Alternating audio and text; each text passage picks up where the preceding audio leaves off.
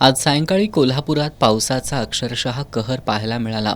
विजांच्या कडकडाटासह झालेल्या मुसळधार पावसामुळं अनेक रस्त्यांना तळ्याचं स्वरूप आलं होतं. 4 वाजल्यापासून सुरू झालेला पाऊस 6 वाजेपर्यंत सुरू होता. 2 तास पावसानं अक्षरशः झोडपून काढल्यानं जयंती नाला ओसंडून वाहत होता. या पावसामुळे जनजीवनावर त्याचा मोठा परिणाम झाला. शहरातील SSC बोर्ड परिसरातील केदार कॉम्प्लेक्स या इमारतीच्या बेसमेंटमध्ये पाणी शिरलं. ओढ्याच्या काठावर असणाऱ्या या इमारतीमध्ये सुमारे 4 फूट पाणी साचलं होतं.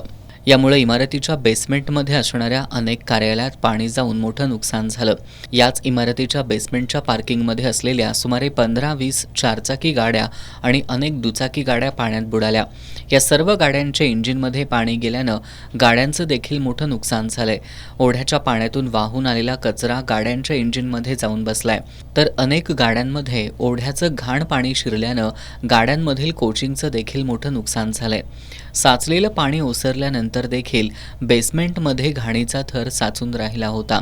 आजच्या पावसानं महानगरपालिकेनं केलेल्या नालेसफाईचा दावा फोल ठरवलाय. पुढील 2 दिवसात कोल्हापुरात आणखी पाऊस होणार असल्याचा इशारा हवामान खात्यानं दिलाय.